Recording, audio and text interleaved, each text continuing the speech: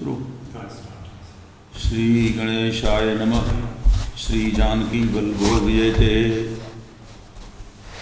वर्णानामर्थसंघानां रसानां छन्दसामपि मंगलानां च कर्तारौ वन्दे वाणी विनायकौ भवानी शंकरौ वन्दे श्रद्धा विश्वासरूपिणौ याभ्यां विना न पश्यन्ति सिद्धा स्वान्तस्तमीश्वरं वन्दे बोधमयं नित्यं गुरुं शंकररूपिणं यमाश्रितो हि वक्रोऽपि चन्द्रः सर्वत्र वन्द्यते सीतारामगुणग्राम पुण्यारण्यविहारिणौ वन्दे विशुद्धविज्ञानौ कवीश्वरकपीश्वरौ उद्भवस्थितिसंहार कारिणीं क्लेशहारिणीं सर्वश्रेयस्करीं सीतां नतोऽहं रामवल्लभां यन्मायावशवर्ति विश्वमखिलं ब्रह्मादिदेवासुरा यस्सत्त्वादिमृषैः भाति सकलं रज्जौ यथा हेर्ब्रह्म यत्पादप्लवमेकमेव हि भवाम्भोधस्थितिरिषावतां वन्देऽहं तं शेषकारणपरं रामाख्यमीशं हरिं नानापुराणनिगमागमसम्मतं यद् रामायणे निगदितं क्वचिदन्यतोऽपि स्वान्तः सुखाय तुलसी रघुनाथ गाथा भाषा निबंधमतिमंजुलमातनोति। गोस्वामी जी ने रामचरितमानस को की रचना करने का प्रयोजन बताया है कि क्यों आवश्यकता थी रामचरितमानस की रचना करने की।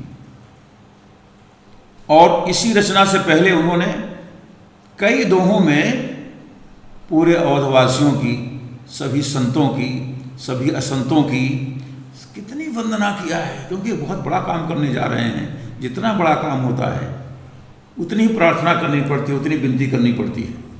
तो उन्होंने सबकी विनती किया और विनती में कहते हैं कि ऐसी रचना ये है कि जिस भी रचना का बुद्ध लोग आदर नहीं करते उस रचना का श्रम व्यर्थ हो जाता है। बुद्ध लोग जिस रचना का सम्मान नहीं करते। हाँ, तो कहते हैं कि जो प्रबंध बुध नहीं आदरही सो श्रम बाल बादि कवि कहीं। जो भी प्रबंध आप करते हैं लाइफ में, जो भी प्रबंध की व्यवस्था आप करते हैं जिस भी क्षेत्र में, अगर वो बुद्ध द्वारा सराहनीय नहीं है तो आपका सारा क्रिया आवश्यक व्यर्थ हो जाता है। बुद्ध द्वारा प्रशंसित होना चाहिए आपका सारा रचना, सारा कार्यक्रम, सारी व्यवस्था, सारा प्रबंध आपके जीवन का होना चाहिए। अब गोस्वामी जी कई कारणों को बताते हुए रामचरितमानस की रचना का बताते हैं कि एक प्रयोजन तो है, प्रथम प्रयोजन जो उनका है, निज गिरा पावनी करण कारण राम यश तुलसी कहो। अपने वाणी को पवित्र करने के लिए तुलसी ने राम यश का वर्णन किया है। राम यश से वाणी के साथ साथ हृदय की, वस्तुतः वो हृदय की पवित्रता की बात कही है। जब हृदय पवित्र हो जाएगा तो वाणी भी अपने आप पवित्र हो जाएगी। उसके बाद फिर वो मोरे भाषावध करबि मैं सोई मोरे मन प्रबोध जहि होई। मन को प्रबुद्ध करने के लिए, मन को जगाने के लिए, मन में विवेक पैदा हो, इसलिए भी सरकार के यश का गान करेंगे। और तीसरा कारण स्वांत सुखाय तुलसी रघुनाथ गाथा भाषा निबंध मति मंजुल मातनोति। अपने अंतःकरण के सुख के लिए, अपने आत्मा का जो परमानंद हिलोरे ले रहा है उसकी झलक पाने के लिए ये सारा प्रयोजन सिद्ध होगा राम यश से। अब वो कहते हैं कि वो राम कौन राम? राम क्या रूपधारी है कि बिना रूप वाला राम है? कौन राम?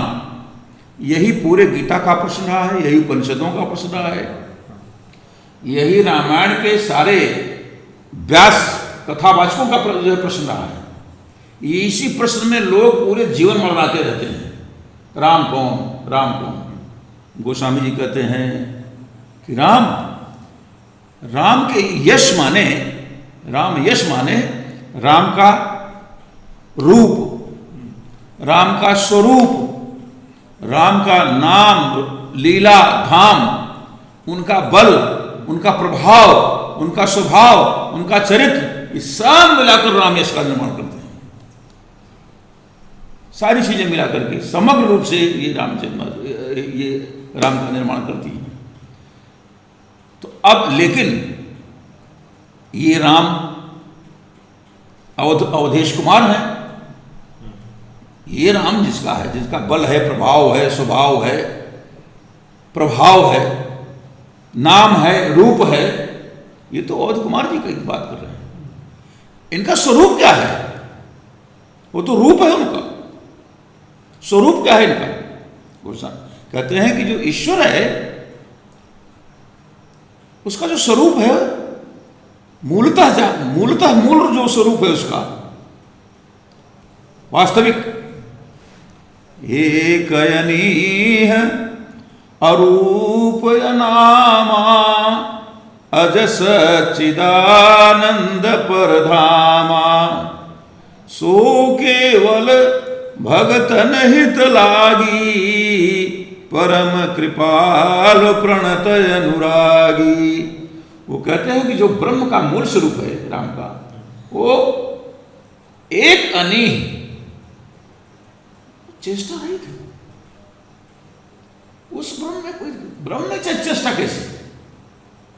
चेष्टा रहित नहीं, कोई चेष्टा उसको नहीं है। ये ब्रह्म का लक्षण है। एक अनीह अरूप अनामा, अरूप है, उसका कोई रूप नहीं। अनीह मतलब चेष्टा रहित, चेष्टा रहित, अच्छा, कोई चेष्टा नहीं करता, और न उसका कोई नाम है, न कोई उसका रूप है। सूरदास जी कहते हैं कि रूप रंग गुण जाति जुगुति बिनु निरालंब कत ध्यावे, सब विधि अगम विचारई ताते सूर सगुण पद गावे। सूरदास जी कहते हैं कि जो ईश्वर, जो ब्रह्म रूप रंग जाति गुण से रहित है, कोई उसका आधार ही नहीं है, क्या चीज है।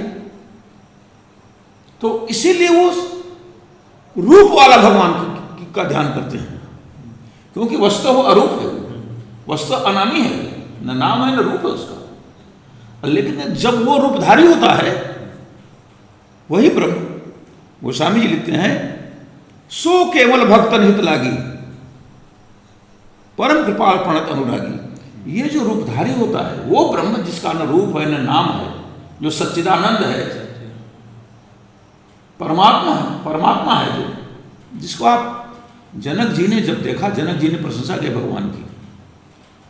तो जनक जी सरकार की विदाई के समय में कहते हैं कि आप तो रूपधारी होकर के हमारे दामाद हो गए हैं, आप रूपधारी के जो विवाह उत्सव में शामिल हो रहे हैं, लेकिन मैं चकमे में नहीं हूं। जनक जी कहते आप क्या हैं? मन समेत जेहि जानन वाणी, और तरकी न सकहि सकल अनुमानी, महिमा निगम नेति कही कही, ज्योति हूँ काल एक रस रही, नयन विषय मोह भयउ सो समस्त सुख मूल, सब लाभ जग जीव कहाँ भयउ ईशय अनुकूल। कहते हैं कि आप इंद्रियों के पहुंच से बाहर हैं, मन बुद्धि आपके पास पहुंच नहीं सकती, उससे भी परे हैं आप। वाणी का तो सवाल ही नहीं, वाणी आपको अवगुण नहीं कर सकती।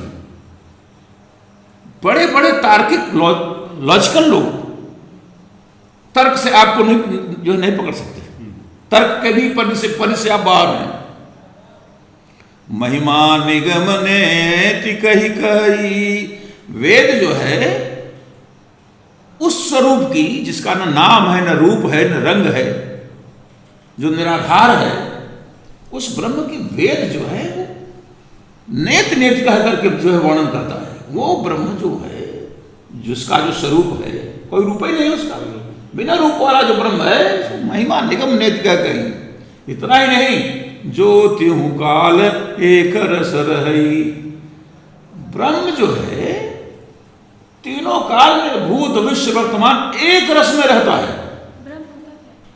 ब्रह्म वही जो भगवान, जिसका न नाम हो, न रूप हो, न जाति हो, न गुण हो, कोई अवलंब नहीं है उसका कोई नाम नहीं है, ऐसा ब्रह्म तीनों काल में एक रस रहता है। अच्छा, जो ब्रह्म हर समय बदलता रहता हो, वो ब्रह्म कैसे हो सकता है? वो ब्रह्म नहीं, वो तो प्रकृति है। तो प्रकृति है।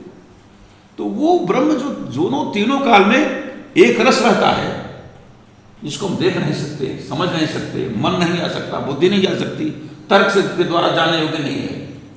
अच्छा, वो ब्रह्म हमारे नेत्रों का देखने वाला क्यों बन रहा है? जनक जी कहते हैं वो ब्रह्म कैसे रूपधारी हो गया हमारे सामने? इसका भी लॉजिक देते हैं जनक जी कि जानवानी तरक न सकह सकल अनुमानी, महिमा निगम नेति कही, जो त्यों काल एक रस रही, नयन विषय मोह का भयऊ। अच्छा, वो ब्रह्म हमारे नेत्र, उसको हम देख कैसे रहे?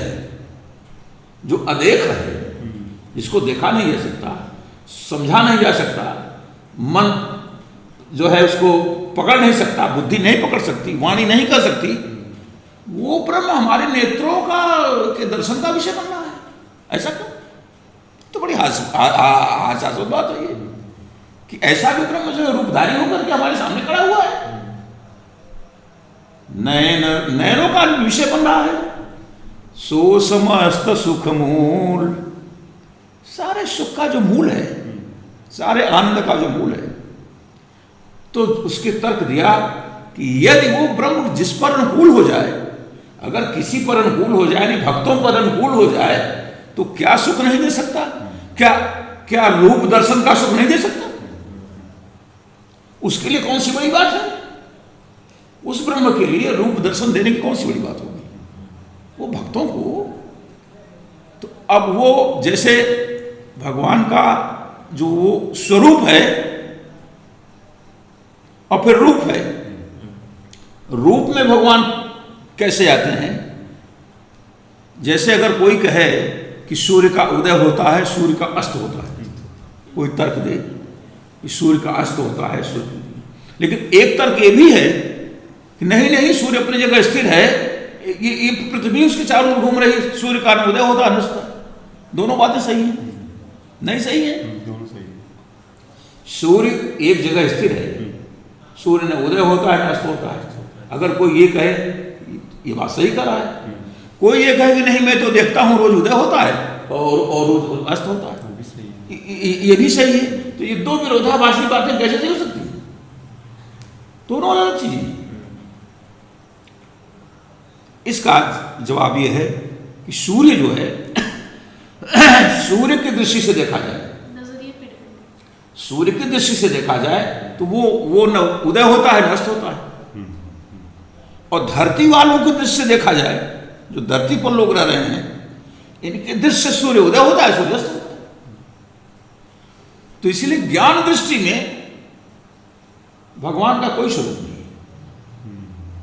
ज्ञान दृष्टि से वो अजन्मा है, वो न उनका मरण होता है न जन्म होता है, वो तीनों काल में एक रहते हैं। रूप है, न रंग है, न जाति है, न जुगति है, न नाम है, न रूप है, न कोई चेष्टा है इस ब्रह्म में, चेष्टा रहित है उसे। ये इनका जो है स्वरूप है। अब ये स्वरूप जब रूप में परिवर्तित हुआ, क्यों? सो केवल भगत नहित लागी, परम कृपाल प्रणत अनुरागी। परम कृपालु है वो ब्रह्म, और अपने शरणागत से गत वालों से अनुराग रखता है, वो अनुरागी है उसका।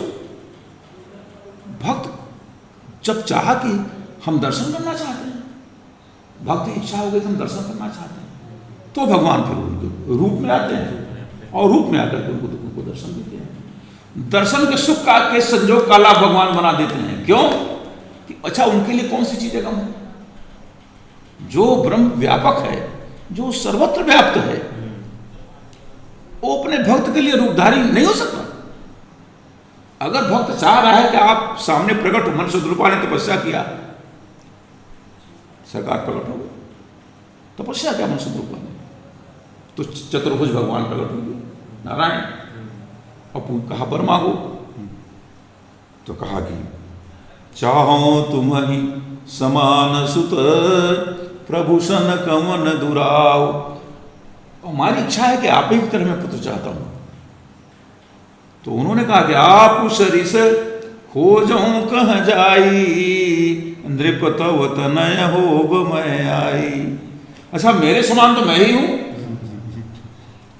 मेरे समान मैं हूं, मेरे समान तो अन्य कोई है नहीं। ईश्वर के समान तो ईश्वर ही है, उसके समान तो कोई है नहीं, इसलिए मैं तुम्हारा पुत्र बन करके आऊंगा।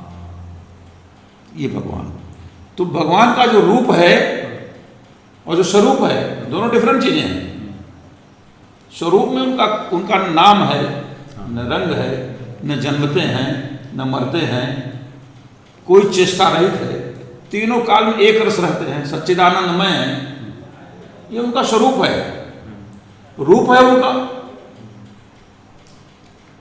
यही याज्ञवल्क्य जी ने प्रश्न किया था कि एक राम अवधेश कुमारा और तिन्ह कर चरित विदित संसारा, नारी विरह दुख लहऊ अपारा, भयउ रोषरण रावण मारा।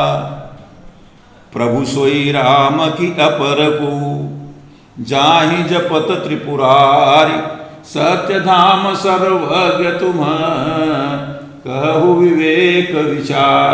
याज्ञवल्क्य, यहाँ भरद्वाज जी ने याज्ञवल्क्य से प्रश्न किया। पूरे रामायण का ही प्रश्न है, पूरे गीता का, पूरे उपनिषदों का, पूरे संतों महात्माओं का, सिर्फ इसलिए यही एक क्वेश्चन सवाल करते हैं। याज्ञवल्क्य भरद्वाज जी कहते हैं कि याज्ञवल्क्य जी से कि भाई कौन राम? एक राम अवधेश कुमारा। क्या ब्रह्म किसी का पुत्र हो सकता है? वो राम जो अवधेश का कुमार है, जिसके पिता पुत्र का संबंध है, वो ब्रह्म कैसे? कहने का तात्पर्य उनके है कि ब्रह्म किसी का पुत्र कैसे हो सकता है, उसका पिता कैसे हो सकता है? जन्म तो लेता नहीं है, जन्म तो लेता नहीं है जन्मा। तो कहते हैं अब राम बताइए कौन? हम तो एक राम के बारे में आपसे पूछ रहे हैं। एक राम अवधेश कुमारा, तिन कर चरित विदित संसारा। उनका चरित्र उजागर है संसार में। नारी विरह दुख भलहु पारा, भयउ रोषरण रावण मारा। भगवान भी विरही होता है क्या? भगवान का भी विवाह होता है क्या? भगवान को भी काम से प्रेरित होते हैं क्या? स्त्री के न रहने पर विरही अवस्था को प्राप्त होता है क्या ब्रह्म? इतना कष्ट, इतना विलाप किया भगवान ने सीता जी के लिए, इतना विलाप किया, ये कोई ब्रह्म का लक्षण है? ये भगवान का लक्षण हो सकता है? भयउ रोषरण रावण मार। अरे भगवान को क्रोध, काम क्रोध लोभ मोह, ये भगवान को युद्ध में रावण पर क्रोध कर दिया उन्होंने, पूरा परिवार नष्ट कर दिया। ये तो ब्रह्म के नहीं, ये तो ब्रह्म का जो है ये गुण नहीं है, ये तो ब्रह्म जो है। जन्मने मरने का अवधेश कुमार में जन्म धर्मा है, फिर जो जन्म धर्मा हुआ वो मरण धर्मा हुआ। तो ये तो ब्रह्म के कोई लक्षण नहीं है। अवधेश कुमार को जो राम है, ये उनकी बात करते हैं।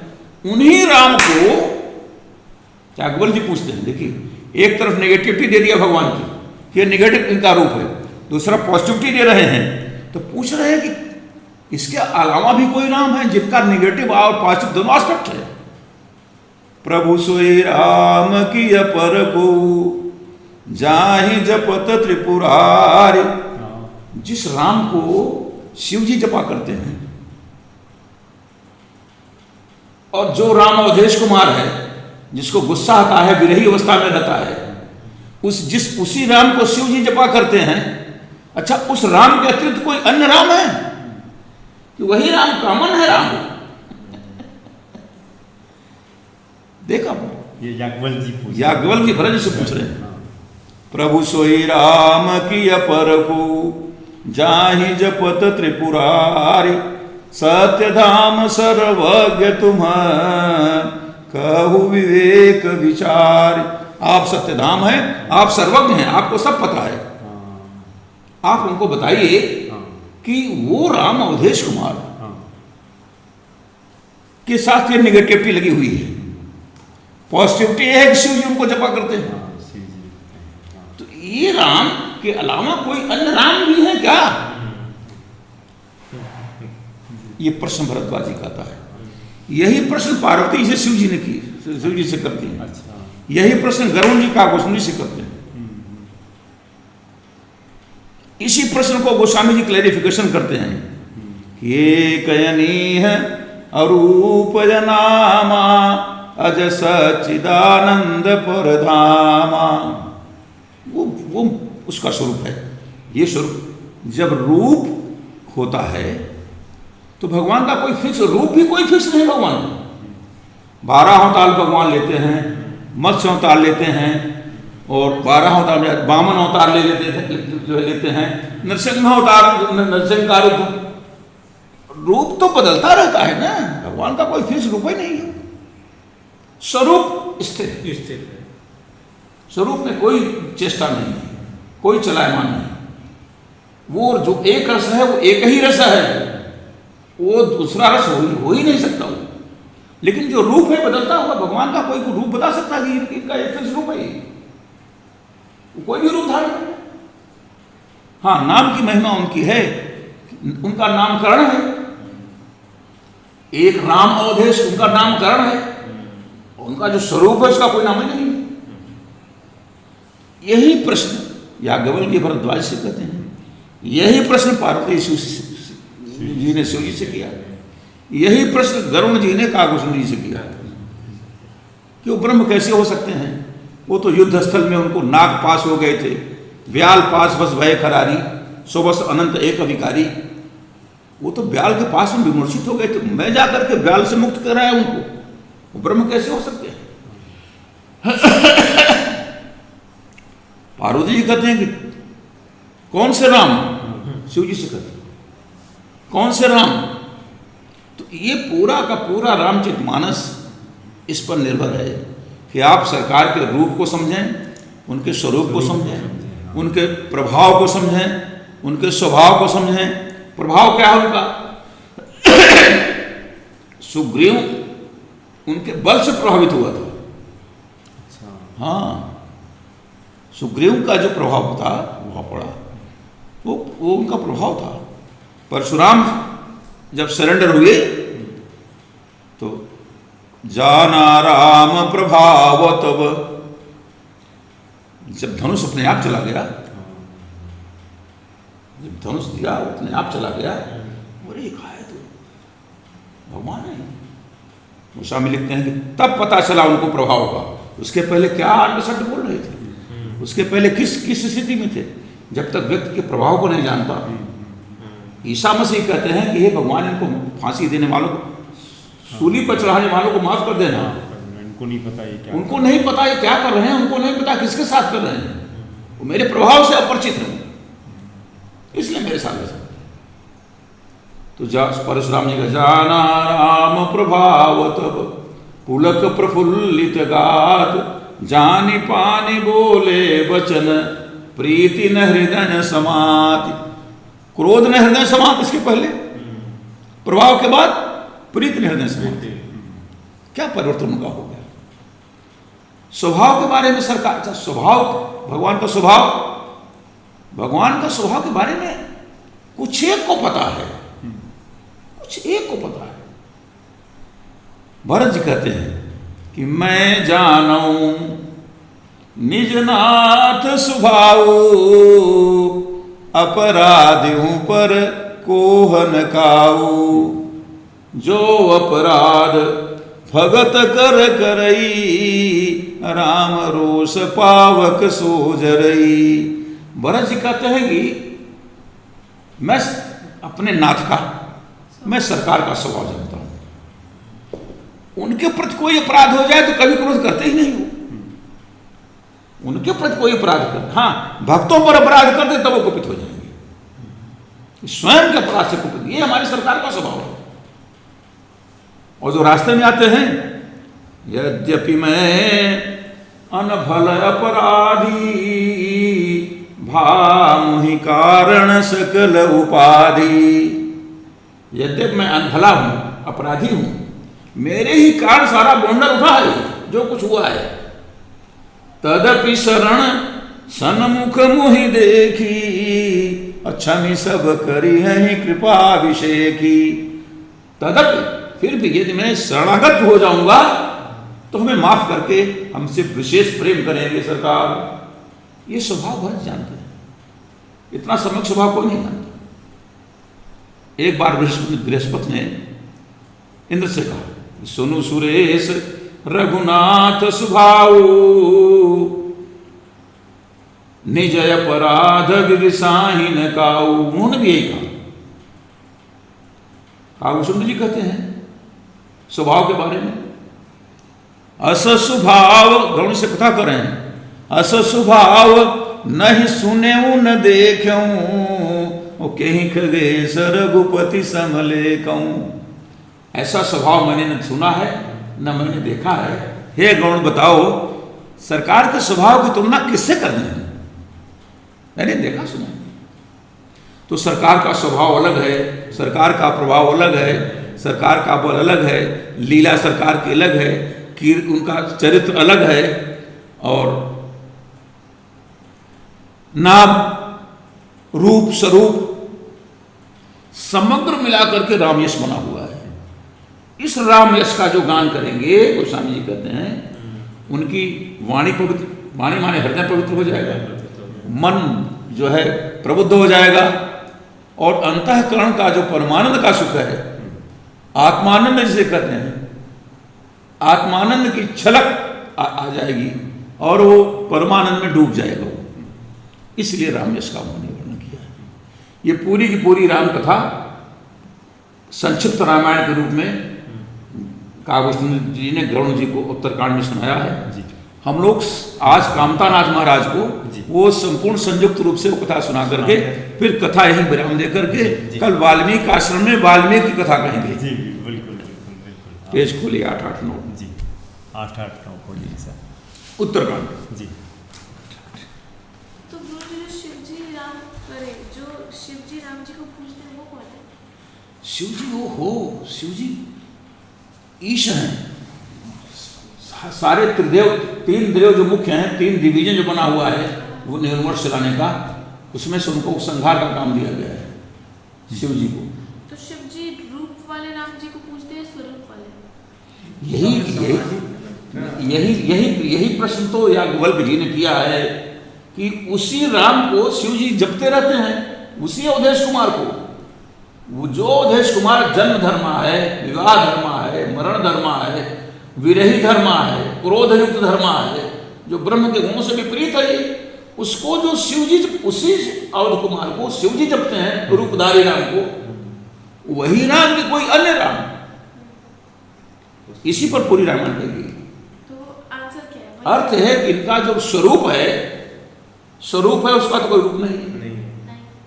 तो वो स्वरूपधारी राम, स्वरूपधारी ब्रह्म जो है, जब रूप में आता है तो है तो वही वो जो स्वरूपधारी है, जिसका मूल स्वरूप स्थिर है, वो अस्थिर वाले रूप में आता है।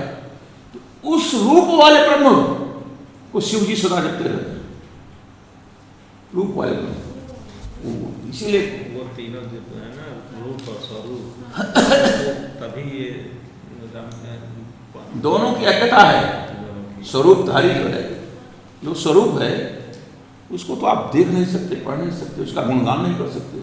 वो आंखों का विषय नहीं बन सकता, वो वाणी का विषय नहीं बन सकता, वो मन का विषय, बुद्धि का विषय नहीं बन सकता। अगर हम चाहते हैं कि भगवान, जैसे सूर्य उदय होता है, अस्त होता है, होता तो नहीं है लेकिन होता है, दिखाई पड़ता है। अब कुछ कहेंगे कि सूर्य तो आभास होता है उगना, कुछ लोग तर्क करते हैं। अच्छा, सूर्य का उगना अगर आभास होता है तो कमल का खिलना आभास से कितनी घटना घटी, कमल खिल गया, कमल भी खिलना भी आभास है। चिड़ियों का चहचहाना ये भी आभास है। सूर्य से हो रहा है। नई चेतना, नई जागृति, नई उत्साह जो सवेरे जो पैदा हो जाना, ये भी आभास है। तो इसलिए ये धरती को लेकर के व्याख्या के लिए तो सूर्य उदय होता है, अस्त होता है, वसुता हो न उदय होता है, नष्ट होता है, पर दोनों सही हैं। नजरिए की बात। हाँ, नहीं, सूर्य ज्ञान दशा में सूर्य के प्रति से देखा जाए तो वो तो स्थिर है जगह, लेकिन धरती के लोगों के हिसाब से उदय होता है, अस्त है, तो दोनों तरफ सही है। इसलिए भगवान का जो स्वरूप है, नाम न है, न रूप है, न गुण है, न वाणी से पकड़ में है, न बुद्धि से पकड़ में, ये भी सही है। और वही ब्रह्म रूपधारी हो गया, ये भी सही है, दोनों सही है। तो अब हम लोग जो है संक्षिप्त रामायण उत्तरकांड में काकभूषण गरुड़ का प्रसंग है जी। तो पूरा रामायण जो है थोड़े कुछ दोहों में गाया गया है। हम लोग सब मिल करके गाएंगे। दोहा नंबर 889 नहीं 88 पेज 889 नहीं दोबारा बता देंगे। 62 के आगे। हाँ देख रहे हैं। 62 के आगे। हाँ,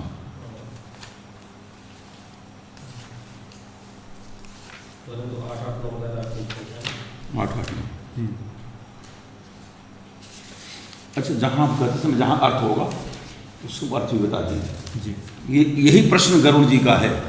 गरुड़ जी को जो मोह हो गया अयोध्या स्थल में, राम रावण की लड़ाई में उसने व्याल पास जो बाण मारते थे वो सर्प बन करके सरकार को आच्छादित कर लेते थे। तो सरकार ने लीला की रणभूमि में बेहूद मूर्छित हो गए। तो इंद्र को भेजा गया कि गरुड़ जो है, गरुड़ सर्प खाते हैं ना, गरुड़ का आहार है सर्प खाना। तो गरुड़ को भेजा, गरुड़ भगवान के वाहन है, उनको भेजा कि भगवान मूर्छित हो गए हैं, जाकर के इनको नागपाश से, सर्पों के प्यास से, बंधन से मुक्त कीजिए। तो पहुँचे, पल भर में काट करके सब गिरा दिया, सबको नोच नाच करके सब बाहर कर दिया। जब बाहर कर दिया तो सरकार जागृत हो गए, चेतना में आ गए। तब उनको पता चला कि कोई ब्रह्म कैसे हो सकते हैं, ये रूपधारी भगवान ब्रह्म कैसे हो सकते हैं।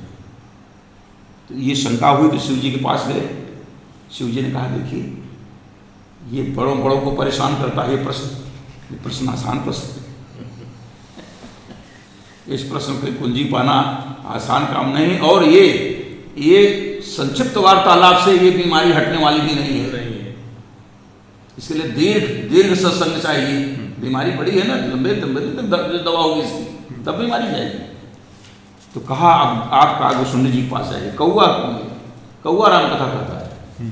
तो गरुड़ थे, उनको अपने अभिमान था अपने पक्षी राज होने का। तो उन्होंने पक्षी में सबसे नीच कौआ के पास भेजा, इनका घमंड खत्म हो जाए, क्या बहुत बड़े आदमी हैं। और गरुड़ काकभूषण जी भगवान के परम भक्त, वो हमेशा कथा कहते हैं, कथा का नाम का काम ही है। उनके आश्रम में गए गरुड़ जी आश्रम में गए।